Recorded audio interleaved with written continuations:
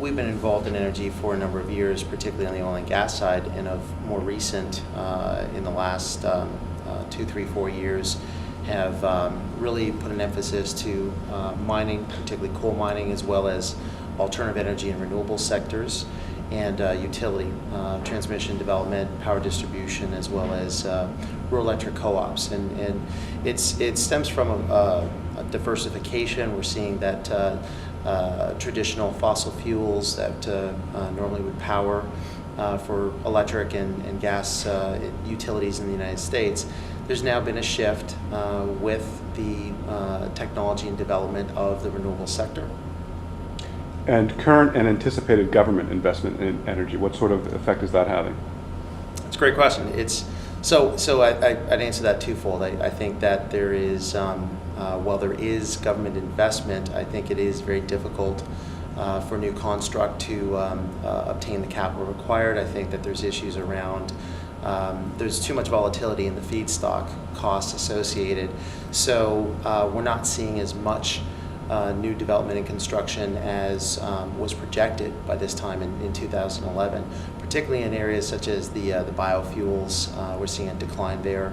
On wind and solar projects, those are on a upswing, but again, still, I think there's some issues associated to the capital funding, as well as the government credits associated to a power company making a decision to change part of their portfolio to being renewable based.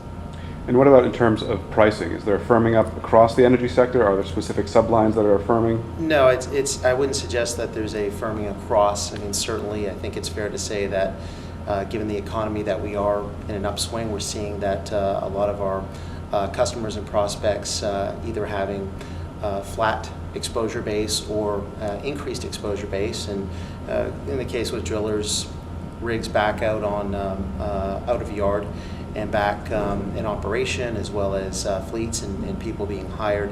But I think it's really specific to segments where there's a lack of capacity, as well as, offshore.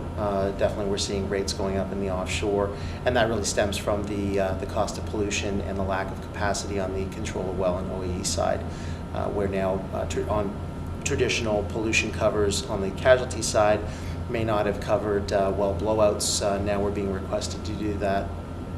And are there emerging risks that maybe weren't on people's radar screen 12, 24, 36 months ago, but now are really starting to catch people's attention? Absolutely. I mean, there's a lot of emerging issues that are on our forefront right now.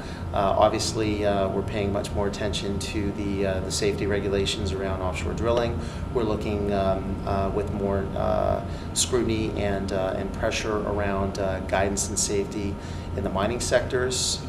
With what happened in Japan, nuclear power has become top forefront for us. It's an area that we do provide risk transfer insurance products to, and we want to make sure that our customers are well apprised and keeping up with the safety standards that we would expect. And with a number of carriers seeing the energy sector as a line they want to be quite strong in, what is Zurich's competitive advantage there?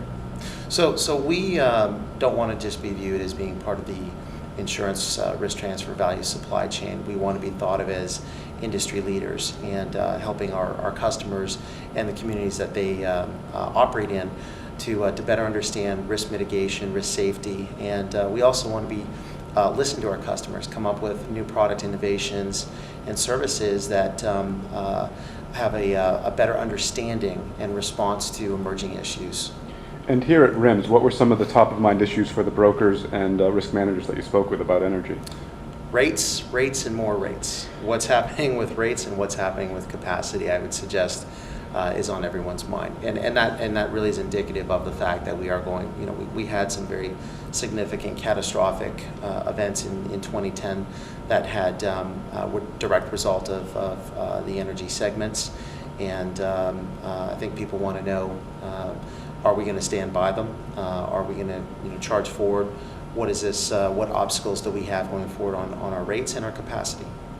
And is there a trend within the energy sector that you haven't seen written about much in the press, but you think that's a story that needs to be told? Well, it's, I think there's a lot of evolving issues right now that are being flushed out, but I think what you're going to see in probably the next 90 to 120 days is a lot more government pressure and inquisition around nuclear power.